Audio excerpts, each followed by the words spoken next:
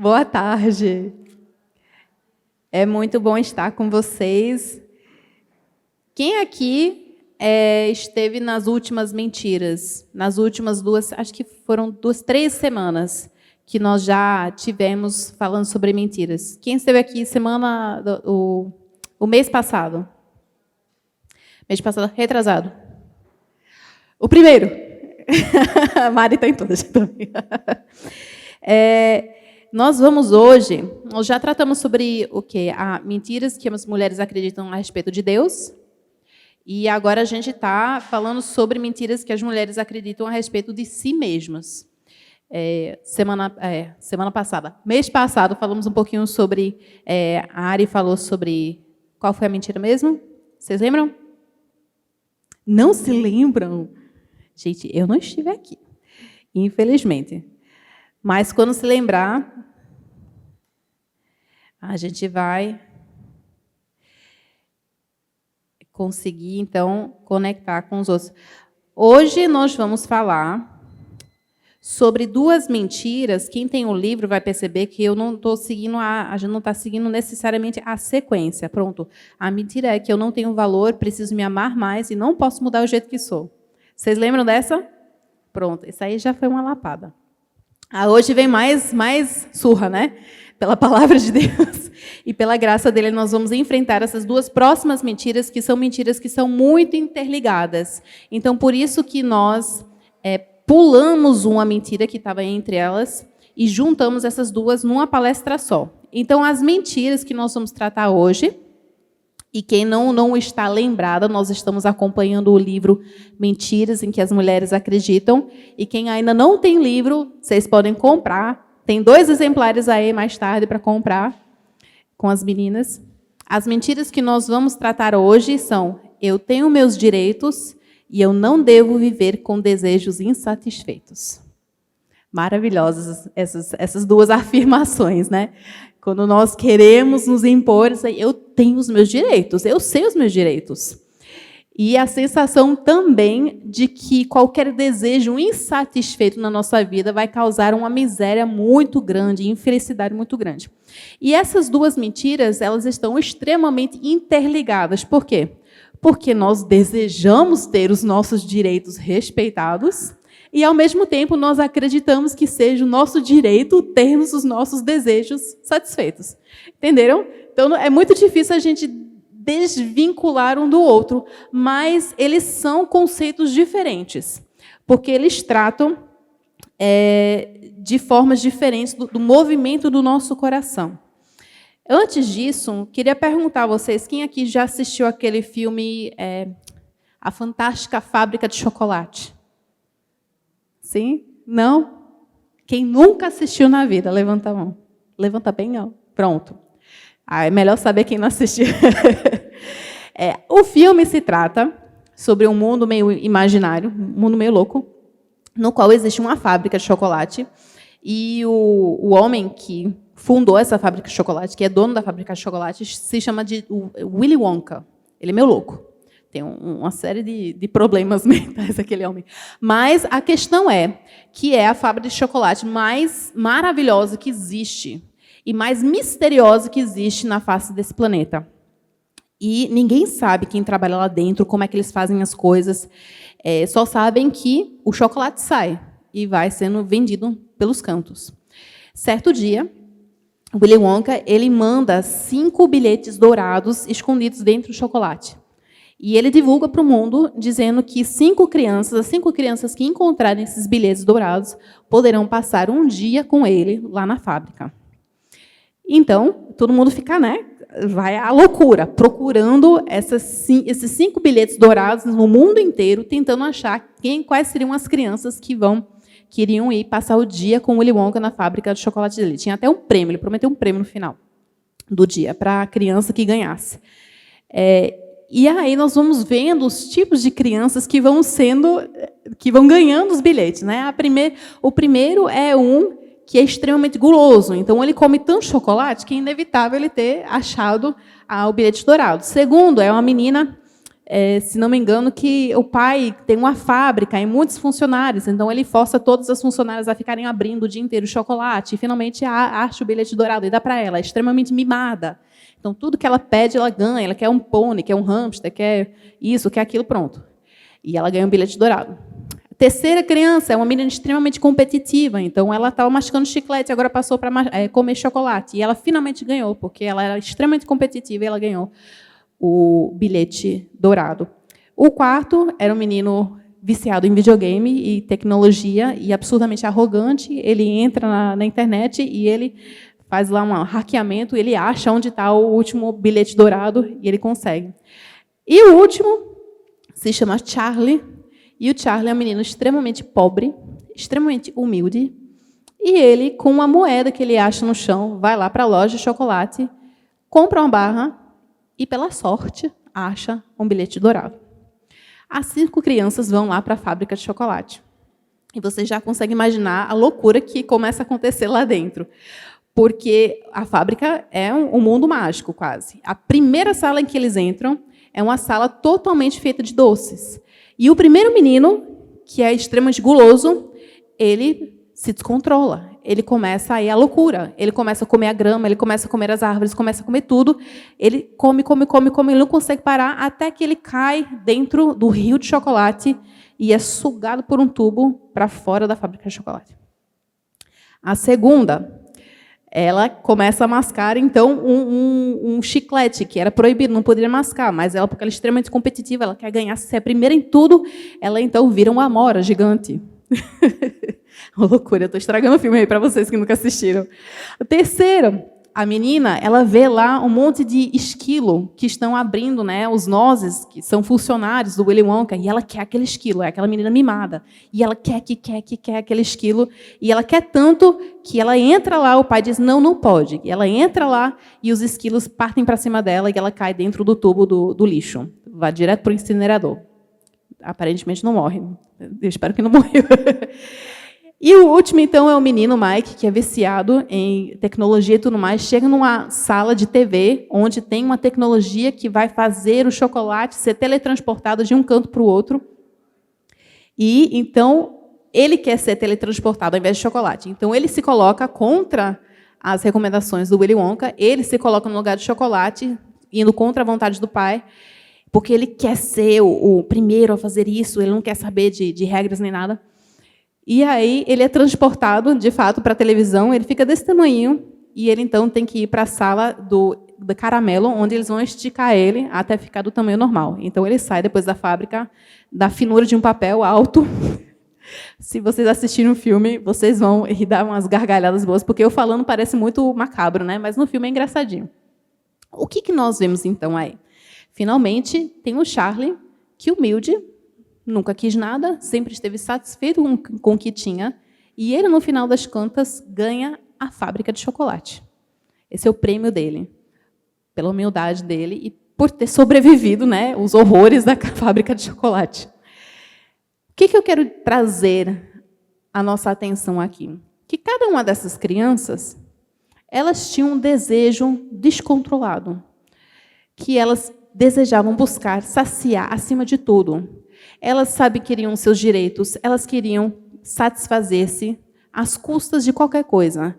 E isso deu no que deu, as consequências disso. A nossa realidade, ela não é uma fábrica de chocolate. Nós não vamos entrar num lugar onde vamos cair dentro de um rio de chocolate e ser sugado para outro lugar. Ninguém aqui vai virar amora, ninguém aqui vai cair no duto de lixo para o incinerador porque os esquilos empurraram, nem virar uma peçonha desse tamanho porque desobedeceu os pais. Mas há consequências sérias. E essas consequências, elas acontecem no nosso dia a dia. Nós vivemos estressadas, ansiosas, irritadas, facilmente frustradas. Por quê? Porque nós temos essas mentiras na nossa mente, de que eu tenho meus direitos e que eu não devo viver com desejos insatisfeitos. Então, eu vou abordar essas duas mentiras, um e após o outro. E a primeira é mais polêmica. A outra é mais fácil. Depois que eu passar essa primeira, a outra vai ser super tranquila. A primeira é eu tenho os meus direitos. E o que é um direito, afinal das contas? Nós, hoje em dia, achamos que temos, né, nós somos ensinados que temos direito a tudo, a felicidade, né, a buscar a carreira dos nossos sonhos, nós temos direito a isso e aquilo. O que é direito? Direito é uma prerrogativa, um benefício ou uma liberdade que é justa e reta perante a lei. Agora, a Bíblia, ela não fala conosco em termos de direitos. Não sei se vocês já perceberam, quando nós lemos a Bíblia, nós não vemos a lista dos 10 direitos de todo ser humano, né? Todo mundo tem o direito de não ser roubado, todo mundo tem o direito de não ter o cônjuge trair, todo mundo tem o direito de ouvir sempre a verdade. Na verdade, Deus poderia ter falado isso, os direitos, 10 direitos de todo ser humano. Né? Todo mundo tem o direito de ninguém ficar cobiçando a casa dessa pessoa, ou a esposa, ou as coisas. Me dê outros. Todo mundo tem o direito de não ser assassinado, né, por outra pessoa. Mas Deus não deu em termos de direito. Deus nos deu as orientações a respeito da vontade dele, a respeito da vida, em termos de deveres. E nós vemos isso recorrentemente na Bíblia, falando a respeito não daquilo que eu tenho direito, que você tem direito, mas daquilo que nós devemos fazer. E é curioso isso, né? Porque, de fato, se a gente for parar para pensar, por detrás de todo direito, necessariamente tem um dever. Não é mesmo? No geral, se uma criança, por exemplo, tem um direito a uma educação, então alguém tem o dever de educá-la. Não é mesmo? Se eu tenho o direito de ser respeitada, então, necessariamente, vocês têm o dever de me respeitar. Então, os direitos que nós, muitas vezes, exigimos para nós mesmas, nós acabamos esquecendo que o outro também tem e que, na verdade, nós devemos isso aos outros. O problema com isso é que, quanto mais nós procuramos vingarmos os nossos próprios direitos, quanto mais nós corremos atrás dos nossos próprios direitos, quanto mais nós vamos nos escravizar a isso. Por quê? Porque nós vivemos num mundo caído. Porque nós nunca vamos conseguir ter todos os nossos direitos como nós queremos, né? Muitas vezes, nossos direitos que nós imaginamos que sejam, estão errados. Eu, por exemplo, lá em casa, quando eu sento para tomar o meu cafezinho das 3 horas da tarde, eu facilmente, eu gostaria de dizer que não, mas hoje está melhor, mas antigamente eu facilmente me irritava com meus filhos, por quê? Porque eu achava que era meu direito, a mamãe trabalhou, a mamãe cozinhou, a mamãe lavou a louça, a mamãe lavou roupa, fez isso, fez aquilo, e agora é meu direito, minha prerrogativa justa, eu sentar e tomar um cafezinho. Nós inventamos esses direitos na nossa cabeça, né? Eu fiz isso, portanto, eu mereço isso. E é meu direito. Consequentemente, é dever dos meus filhos não me aperrearem nesses 10 minutos que eu sento lá para tomar meu café. E ai deles se começarem a brigar nesse momento. Porque a ira da mamãe vai cair sobre eles. Não é isso que acontece conosco? Nós trabalhamos, nós esforçamos e falamos, eu mereço agora. Eu paguei por isso, é meu direito de nascimento, né? Ter isso aqui. E ai de você que quebrar isso aí. Eu tenho o direito de ter um marido que me ajude nas tarefas domésticas. Eu tenho o direito de dormir um pouquinho mais no sábado, porque eu trabalhei duro a semana inteira. Eu tenho o direito disso, tenho o direito daquilo. Isso é cansativo, já perceberam? Porque, inevitavelmente, nós vamos viver frustradas, com raiva. Os poucos momentos em que nós conseguimos os nossos direitos, o que vai acontecer? Eu pergunto para vocês, quem é mais feliz? A esposa que ganhou flores porque ela exigiu como direito, ou a esposa que ganhou flores porque o marido deu porque a ama? Quem é mais feliz? Aquela que exigiu como direito e conseguiu? Ou é aquela que recebeu por amor?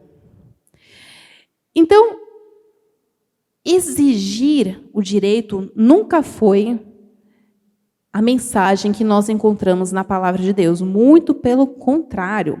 Nós vemos que existem, sim, direitos, mas que o movimento do nosso coração deve ser outro. Vocês perceberam que o movimento do nosso coração é para fora. Então, quando eu falo de direito, eu deveria estar falando sobre o direito do outro. No mundo ideal, todo mundo estaria assim, né? No mundo em que o pecado não tivesse contaminado as coisas, todo mundo estaria se preocupando com o direito do outro. Consequentemente, todo mundo seria respeitado, todo mundo seria bem cuidado, todo mundo seria educado da forma como deveria e criado como deveria ser.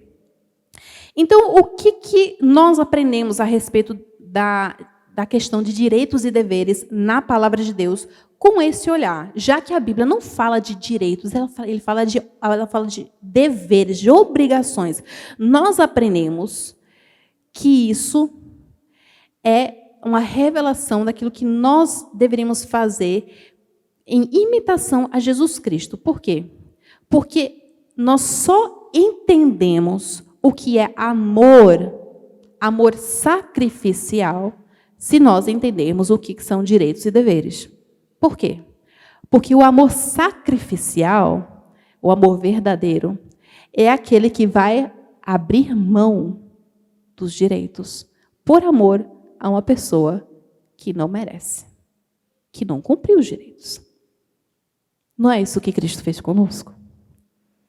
Quem tinha mais direito nesse mundo, a glória, a louvor, a receber toda a honra aqui nesta terra, era o nosso Salvador. Mas o que aconteceu? Ele abriu mão disso por nós, que havíamos quebrado todo pacto, tudo que nós deveríamos ter cumprido para ganhar, né, o direito, até mesmo à vida.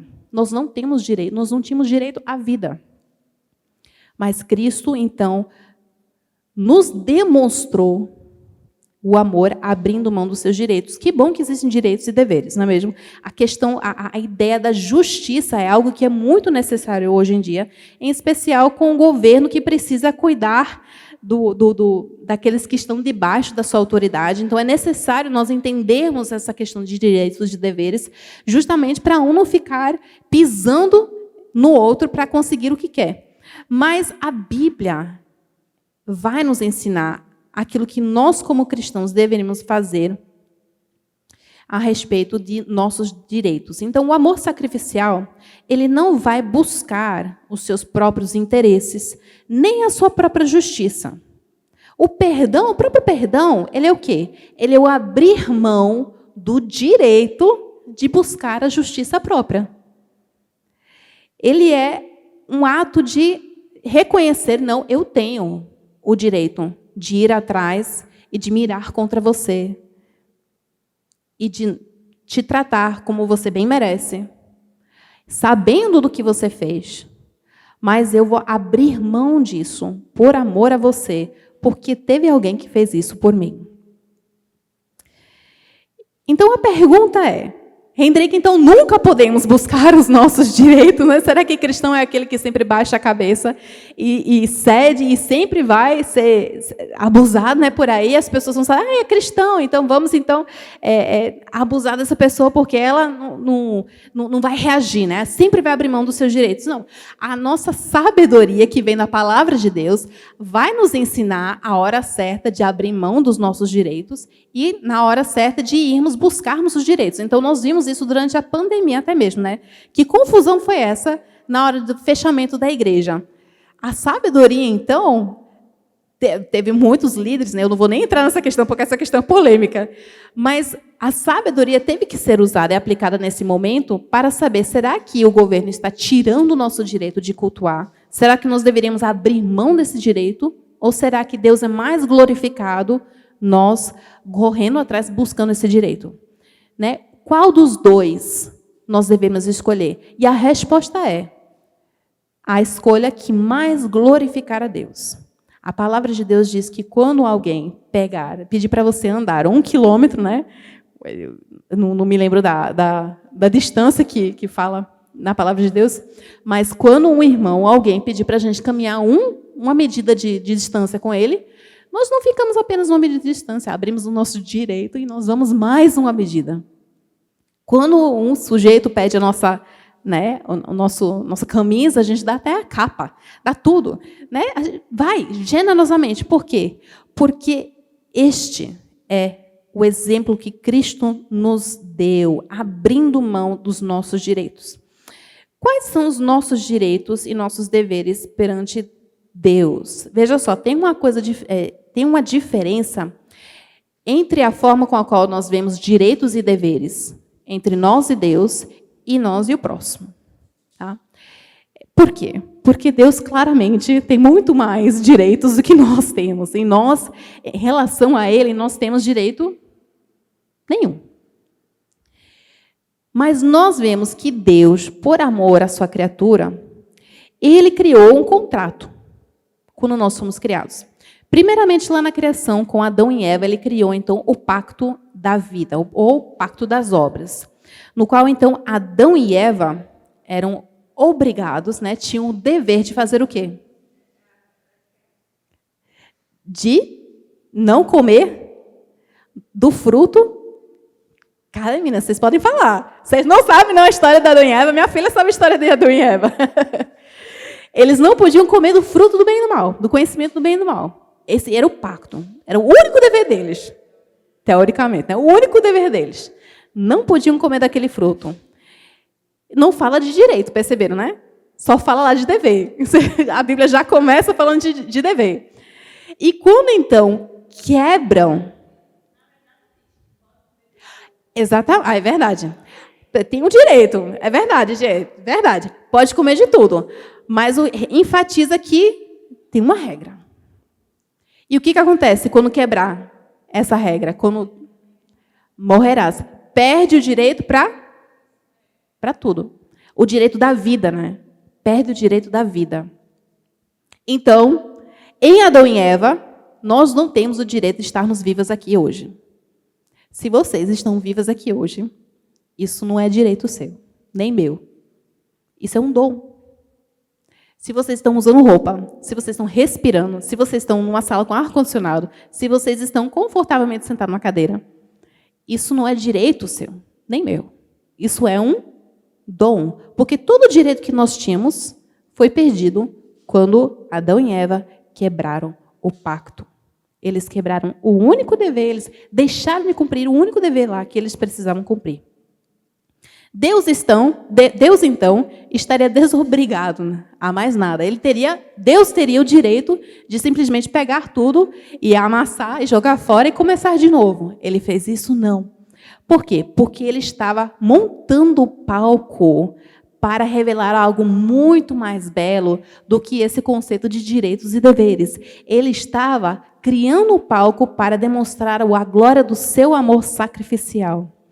Então, ele fez conosco o pacto da graça.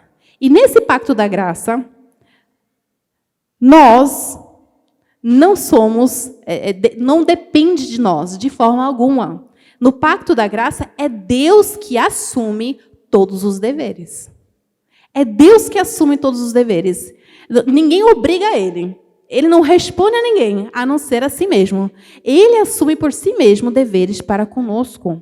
E ele assumiu, então, a responsabilidade de vir até aqui, de morrer por nós, de nos purificar, de nos santificar e de, eventualmente, nos glorificar. Esses são os deveres que ele assumiu para consigo mesmo. E olha que coisa maravilhosa, Deus não é homem para mentir. Se ele tomou para si esse dever, ele vai cumprir. Isso quer dizer que nós podemos exigir isso dele? Isso é um direito nosso da vida? Não, porque nós perdemos qualquer direito lá no jardim do Éden e também no dia a dia. Nós pecando, toda vez que nós pecamos, nós nos lembramos de que nós, de fato, não somos merecedoras de coisa alguma da graça, mas que Deus nos dá aquilo que Ele nos dá por causa da graça. Então, esse é o relacionamento entre nós e Deus com respeito a direitos e deveres. Nós recebemos aquilo de Deus, aquilo que não mereceríamos como direito nosso. Por quê? Porque Jesus abriu mão dos seus direitos. E nós somos chamados, então, a imitar isso uns para com os outros. Então, entre nós, já há estabelecido, né, uma sequência de ordens, os 10 mandamentos, resumido lá no mandamento, amarás ao teu próximo como a ti mesmo, e, antes disso, amarás a Deus de todo o teu coração. Consequentemente, isso já nos mostra a forma com a qual deveríamos até mesmo tratar os inimigos. Como é que Deus nos manda tratar os inimigos? Amando. O inimigo é alguém que respeita o nosso direito? Geralmente, o inimigo é aquele que não respeita direito nenhum nosso e, por isso, consequentemente, que é um inimigo nosso. Mas nós somos chamados justamente a amar aqueles que nos perseguem, aqueles que querem o nosso mal, abrindo mão da nossa ira e retribuindo o mal com o bem. Vocês estão vendo que repetidamente a Bíblia fala sobre deveres e abrir mão até mesmo dos direitos que seriam nossos em relação ao outro. Então, nós, em relação uns aos outros, nós temos direito, sim, podemos falar assim, eu tenho direito de ir e vir, eu tenho direito disso, aquilo, mas não é algo que nós deveríamos exigir, esbanjar, esfregar na cara uma da outra, por nenhum motivo a não ser o nosso próprio prazer, a nossa própria vontade. Lembrando que toda vez que nós vamos dizer, não, isso aqui é meu, é merecido meu, será que Deus está sendo glorificado nessa atitude nossa? Será que Deus está sendo glorificado nesse momento em que nós estamos nos recusando a amar ao nosso próximo com aquilo que Ele nos deu? Aquilo que nós temos, aquilo que nós recebemos de Deus, Ele não nos dá para nós usarmos só para nós mesmos. Eu falo isso para as crianças, ó, tudo que vocês recebem aí entre vocês, a gente está dando para vocês poderem abençoar os outros. Então, se vocês estão recebendo um brinquedo, vocês podem se deleitar, se desfrutar com o brinquedo. Mas esse brinquedo não é para vocês acharem que vocês são o centro do mundo. Não é para vocês acharem que vocês que são os merecedores perante papai e mamãe, mas nós estamos dando isso para vocês poderem amar ao seu irmão e à sua irmã. Que é a constante briga lá em casa, né? Mamãe, ela ganhou e eu não ganhei. Mamãe, por que ele está jogando 15 minutos e eu joguei 10? Mamãe isso, mamãe aquilo. Nossos filhos sabem quais são os direitos deles, né? Constantemente. E o nosso esforço lá em casa não é constantemente tentar manter as coisas justas, né? Porque é extremamente cansativo, sempre dá exatamente o que o outro ganhou em relação ao outro. Mas ensinar também aos nossos filhos, não, peraí, por que você não cede 5 minutinhos, por amor ao seu irmão, o que isso vai te prejudicar? Ah, não, mãe. Eu falei, muitas vezes acontece assim, a criança não quer mais brincar com aquele brinquedo, mas quando vê o outro pegar o brinquedo, vai para trás, né? Por quê? Porque é o senso de que aquele brinquedo é meu por direito. Então, como é que nós combatemos essa mentira? Primeiro, precisamos lembrar da verdade. Que viver em constante exigência dos nossos direitos é algo escravizante, é algo cansativo, é algo que vai nos desgastar quando nós estamos constantemente preocupados com aquilo que nós merecemos, aquilo que nós trabalhamos para ganhar, aquilo que nós precisamos. A hora toda nós esquecemos que, primeiramente, Deus está cuidando da gente. Deus está cuidando da gente. E, em segundo lugar, nós perdemos oportunidades de encontrar a felicidade verdadeira ao amar o nosso próximo, a abrir mão dos nossos direitos, até mesmo direitos essenciais. Afinal, Jesus abriu direito à própria vida dele por amor a nós. Até mesmo a vida dele por amor a nós. Vamos abrir alguns textos bíblicos aqui. Lembrando, primeiramente, que exigir os nossos direitos nos escraviza e abrir mão dos nossos direitos nos liberta. Salmo 37, 1 a 11. Alguém pode ler para mim, por favor? Alguém trouxe a Bíblia? Que eu não. Esqueci a minha.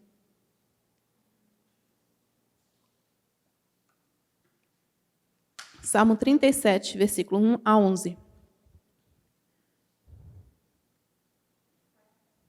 Pode falar.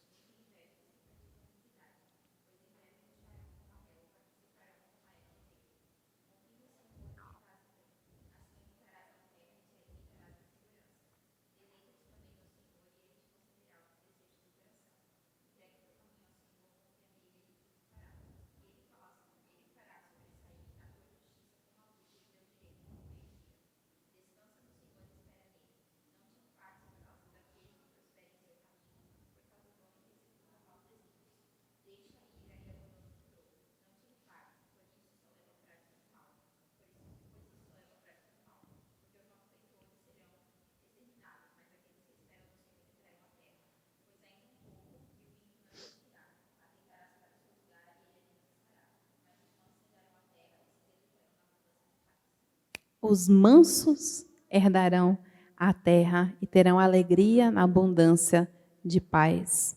Os mansos. Eu nunca vi, quer dizer, no geral, eu nunca vi pessoas exigindo direito ferozmente. Não descreveria essas pessoas como mansas. Quando eu quero o meu direito, eu geralmente estou extremamente irritada, braba, porque não estou sendo respeitada. E a palavra de Deus nos diz aqui, sossega. Deixa a ira, abandone o furor, não se irrite. Certamente isso acabará mal. Os malfeitores, esses que estão indo contra você, para os quais você muitas vezes estão perdendo seus direitos, eles serão exterminados. Mas os que esperam no Senhor possuirão a terra. Antes, no versículo 7, descanse no Senhor, espere nele. Não se irrite por causa daquele que prospera em seu caminho, por causa do que realiza os seus maus desígnios. Então, nós não estamos falando aqui até mesmo de direitos que nós imaginamos, né? Aquele meu direito de tomar meu cafezinho, aquilo é uma coisa, um figmento da minha imaginação. Aquilo eu não posso exigir, por lei, que meus filhos me deem aqueles 10 minutos para tomar meu cafezinho. Mas existem momentos em que, por lei, de fato, eu poderia exigir algo de alguém que seria direito meu. E muitas vezes nós acabamos causando mais problemas para nós mesmos, mais contenda e mais ira, correndo atrás daquilo, quando nós poderíamos abrir mão, ceder e buscar a paz. Alguém aqui já leu, já assistiu o filme Les Miserables, de 3 horas, ao musical? Musical de 3 horas, né? Ninguém aqui aguenta no musical de 3 horas. Tem, no começo da história, um dos personagens principais, que era preso, ele sai da prisão, e ele, então, é abrigado por se não me engano, um monge? Não é um monge, não. É um padre, eu acho. É um padre. E o padre recebe ele em casa, e ele lá é bem alimentado, bem cuidado. E à noite, quando o padre vai dormir, o ex-prisioneiro, né, o homem, ele pega toda a matéria, tudo que tinha lá de bom para roubar e foge no meio da noite. E quando ele é preso, então, o pessoal pega ele e leva ele de volta lá para o padre e fala, esse aqui, ele roubou essas coisas de você. Aí mostra lá, tudo, abre o saco lá, mostrando tudo que ele tinha roubado. E o padre, não, eu dei para ele. Aliás, você esqueceu, toma mais isso aqui. Esse homem que foi perdoado pelo padre no filme e que recebeu ainda mais, apesar do erro terrível dele, da traição que ele tinha cometido, ele entra em crise, porque ele sabe o que ele merece. Ele sabia que ele tinha traído a confiança do padre e tratado o padre como o padre não merecia, contra o direito do padre. E ele recebeu, então, a graça. E isso, é o filme inteiro sobre isso, né? Uma confusão na cabeça, tentando entender o que é isso, o que é isso. Até que a gente vê, então, o resultado disso, ele começa a entender qual é a motivação, né? O que está por detrás disso? A palavra de Deus nos fala para tratarmos os nossos inimigos com bem, porque isso vai amontoar o quê? Vai amontoar, eu sei, brasas nas costas, na cabeça dele. Quanto mais nós pagamos o mal com bem, quanto mais nós não ficamos reivindicando os nossos direitos, isso vai incomodar. Isso vai incomodar. As pessoas vão, mas peraí, por que ela não está se reagindo, né? Por que ela não está exigindo aquilo? Porque eu reagiria, eu exigiria, esse é meu direito. Não. Quando nós, que amamos a Cristo, agimos como Cristo, nós incomodamos as pessoas ao nosso redor, porque nós estamos sendo diferentes daquilo que eles são, por amor a Cristo. Eles veem em nós pessoas que não pensam nos nossos próprios interesses, mas através de nós eles podem ver então o exemplo de Cristo, pela graça dele. Então é isso, por isso que nós somos chamados então a deixar a nossa ira, abandonar o nosso furor, não nos irritar. Um dia a justiça de Deus aqui será realmente cumprida plenamente. Espere mais um pouquinho de tempo.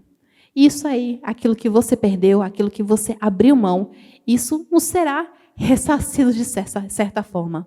Mas isso não é o nosso ponto, nosso propósito de vida aqui. O propósito da nossa vida aqui é buscarmos amar aos nossos próximos, amar os nossos amigos, apesar de nossos direitos serem violados às vezes. Ok? João 6,38. Alguém com a voz boa? João 6,38.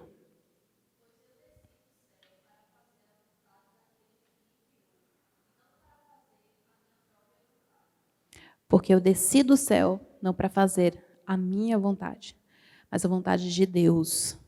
Então, nós não estamos aqui para reivindicar a nós mesmas, mas para fazer a vontade daquele que nos colocou aqui. Filipenses 2, verso 1 a 8.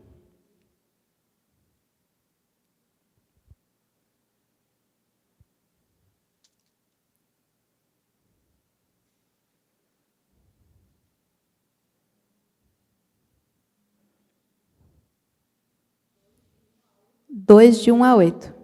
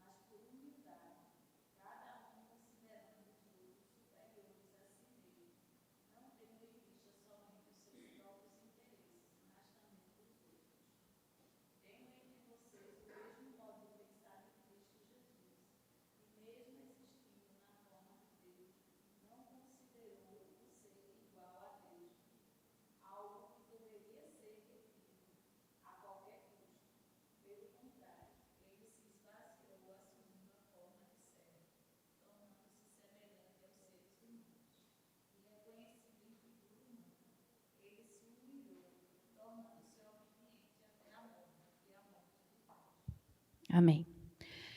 Então, combatendo a mentira com a verdade, vamos relembrar, a mentira é, eu tenho os meus direitos e, consequentemente, eu posso exigi-los, e eu devo exigi-los a hora toda. A verdade é, exigir os nossos direitos vai nos levar à escravidão, vai nos escravizar. E abrir mão dos nossos direitos nos liberta. O chamado da palavra de Deus, o chamado do Evangelho é que nós abramos mão daquilo que é nosso por direito para imitar a Cristo na humildade e no amor ao nosso próximo, sabendo que um dia tudo isso vai passar. Né? Isso aqui é um tempo super rápido, 80 anos, 90 anos. Se alguém chegar aos 100 anos...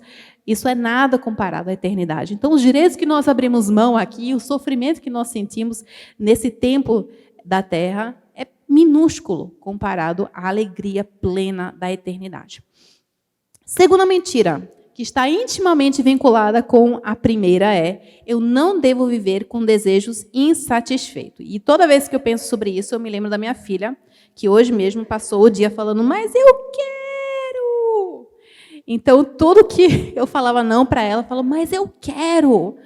E ela falava, não, mas minha filha, não é porque você quer que você vai ganhar. Ela, mas eu quero! Como se entrasse por um ouvido e saísse pelo outro. Como se fosse a palavra final.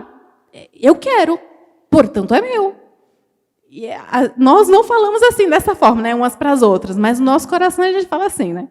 Nós não somos mais tão honestos quanto crianças, mas lá no nosso coraçãozinho, quando a gente não consegue o que a gente quer, a gente está lá chorando, né? Mas eu quero, eu não acredito, eu quero, como se fosse a palavra final. A gente até mesmo, às vezes, briga com Deus, né? Deus não nos dá determinada coisa, a gente orou, a gente trabalhou, a gente jejuou, e Ele disse não.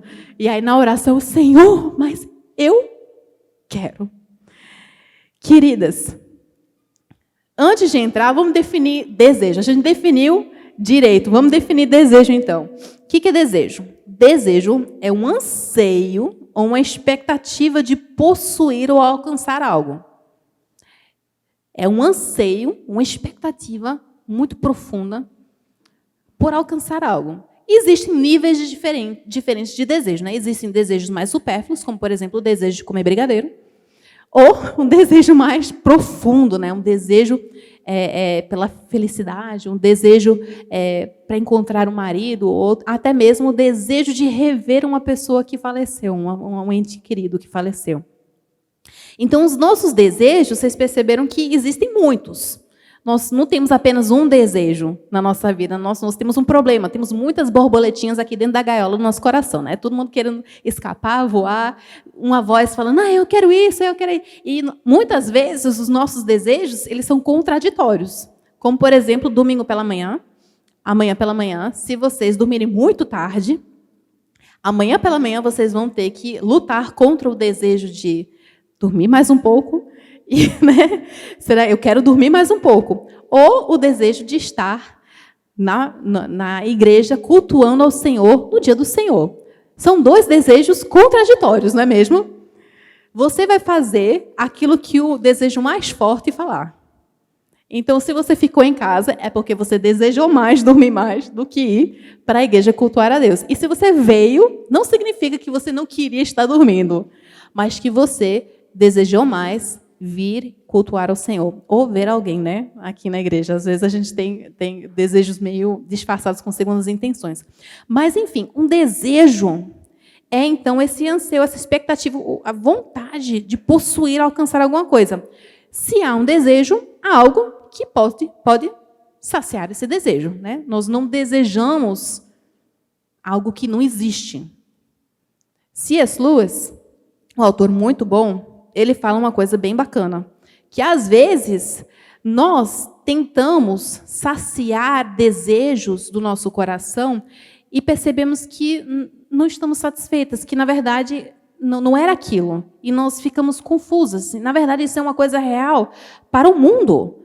Muitas vezes as pessoas que estão perdidas, que não conhecem o nosso Senhor, buscam satisfazer um desejo profundo no coração delas, que elas não entendem o que é.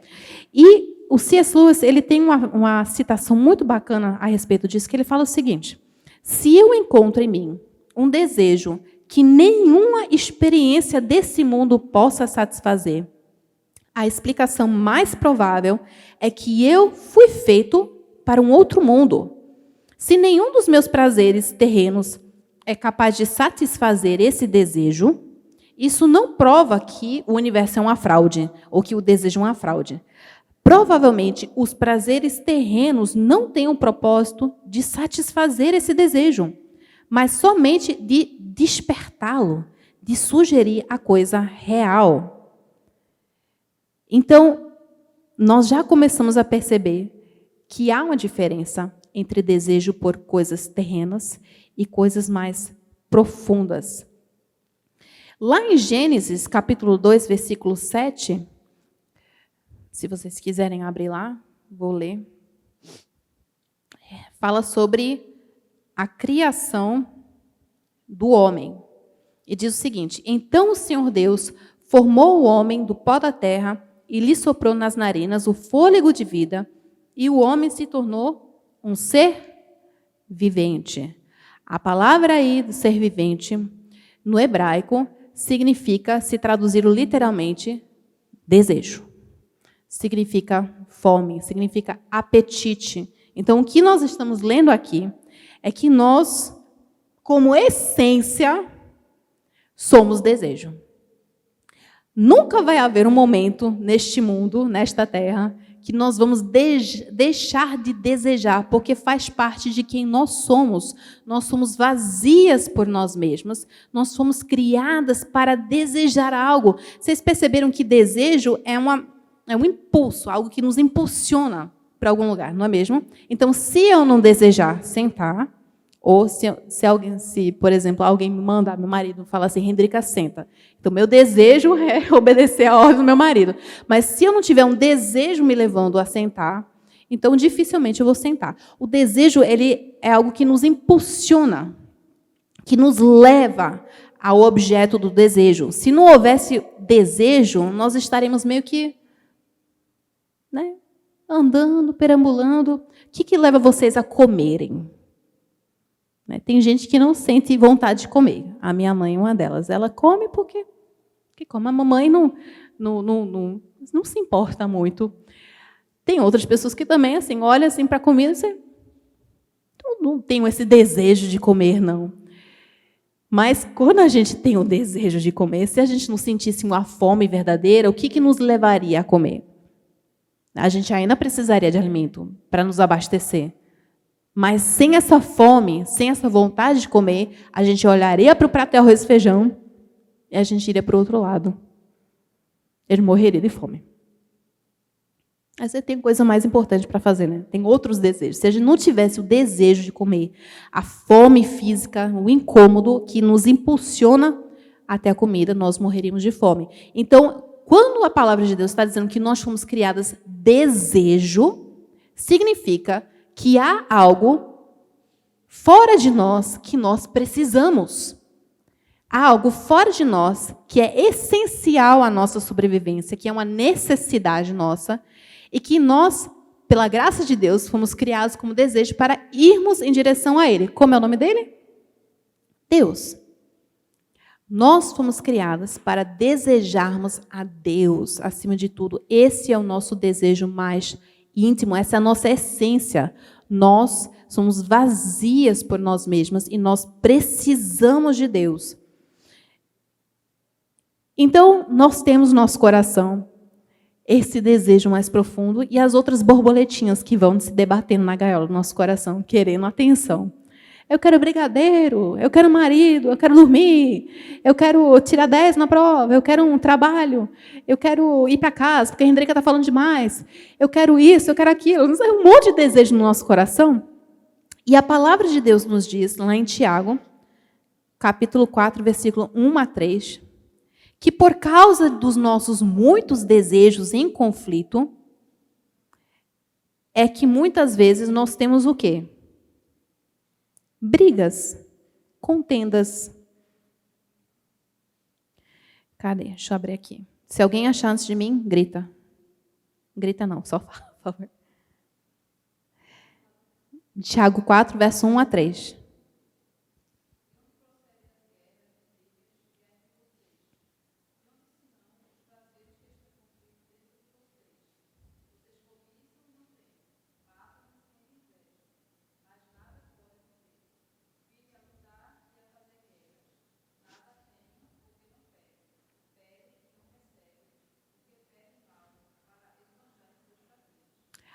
Muito obrigada. A palavrinha aí, prazeres, significa desejo intenso. Então, por que nós brigamos a hora toda? Né? Por qual é o motivo de nós estarmos invejosas uma da outra quando nós estamos assim? Por que nós brigamos com o marido? Por que nós brigamos com os irmãos? Por que os meus filhos ficam brigando entre si? Né? Por que a gente fica na igreja não querendo olhar na cara da outra porque a irmã falou isso, falou aquilo, porque ela fez isso, aquilo? Porque há desejos conflitantes no nosso coração. Está aí o problema de nós acharmos que não podemos viver com desejos insatisfeitos. Porque os nossos desejos são conflitantes. Se formos atender todos os nossos desejos, nós estaremos eternamente insatisfeitas, em eterna briga umas com as outras, em eterno conflito, porque os nossos desejos, esses desejos mais supérfluos, esses desejos que um dia está lá, outro dia passa, eles não revelam a realidade da nossa natureza, que é aquilo que Jesus fala para Marta, lá em Lucas. Deixa eu me lembrar aqui. Lá em Lucas, capítulo 10, verso 38 a 42.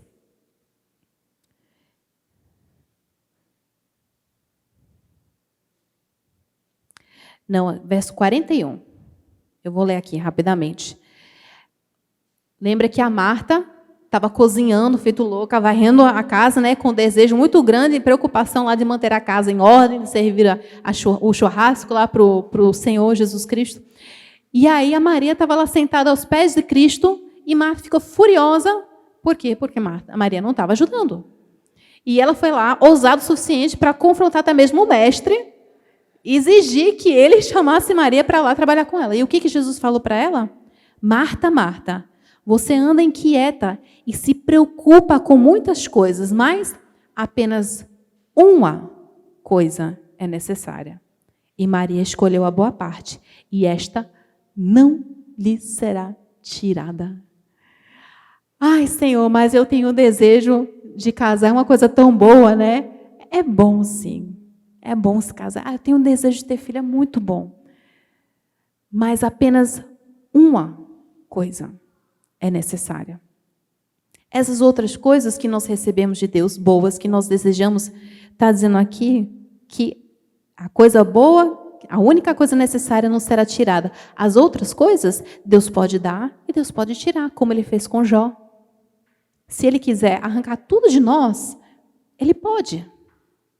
E nós não deveríamos angustiar com isso, mas lembrar que a única coisa que realmente nos é necessária é toda palavra que procede da boca de Deus. Maria escolheu essa boa parte.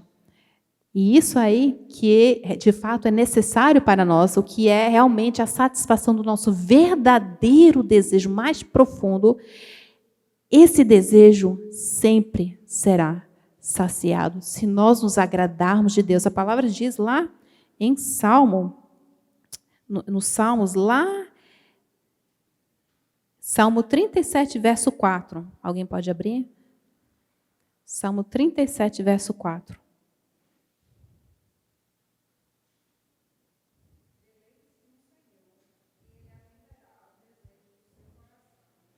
A gente usa muitas vezes esse versículo para falar assim, eu estou indo, eu estou servindo ao Senhor, cadê? Que Ele não está me pagando os desejos do meu coração, né? A Bíblia não está falando que Ele vai satisfazer os desejos do meu coração. Minha querida, o versículo está falando assim, quando Deus é o seu maior desejo e quando você busca saciar esse maior desejo, você certamente será satisfeita. Ele satisfará os desejos do seu coração, porque Ele é o próprio que satisfaz. Não é aquilo que Ele pode fazer por você. É a própria pessoa do nosso Senhor que vai satisfazer o desejo mais profundo do nosso coração. É isso que significa esse versículo, e é isso que significa aquilo que Jesus falou para Marta, quando Ele falou que não seria tirada boa parte de Maria, porque Ele está garantindo que quem busca a Ele, o verdadeiro desejo será saciado do seu coração. Queridas, a verdade, vamos combater essa mentira com a verdade. A verdade é que nós vamos sempre viver com os desejos insatisfeitos desse lado da vida. Sempre. Sempre. É impossível nós satisfazermos todos os nossos desejos. E quando nós aprendermos isso, quanto mais rápido aprendermos isso, melhor para nós. Porque quem constantemente busca saciar a si mesmo a hora toda, e se frustrar porque não conseguiu o que quer, e isso e aquilo, e Deus não me ama porque não me dá aquilo que é. Quanto mais rápido nós percebemos que não é para isso que nós somos criados, que nós vamos passar vontade, sim, nesta terra, por muitos motivos, mais satisfeitas nós estaremos. Vocês perceberam como isso é? Parece contraintuitivo, né? Mas quanto mais nós estamos preparados a abrir mão dos nossos direitos e viver com desejos insatisfeitos, mais satisfeitas nós estaremos. Por isso que a mensagem do Evangelho é loucura para o homem, né, para o mundo. Porque não parece fazer sentido. Como assim?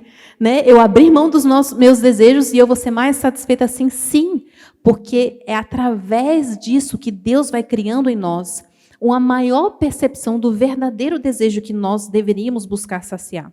Então, sempre viveremos com desejos insatisfeitos desse lado da morte.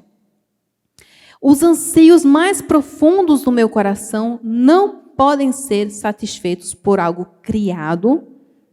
Então, não adianta eu querer ficar me empanturrando de chocolate, feito aquele personagem lá na Fantástica Fábrica de Chocolate, ou querer ganhar toda a competição que estiver na minha frente, ou ser a melhor de tudo, ou ter todo o dinheiro do mundo. Nada disso vai saciar, de fato, aquilo que, de fato, a minha alma precisa.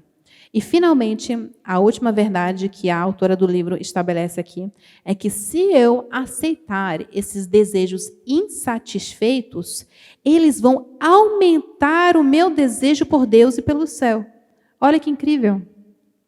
Nós vemos isso lá em Deuteronômio 8, versículo 3. Deuteronômio 8, versículo 3. Alguém pode ler?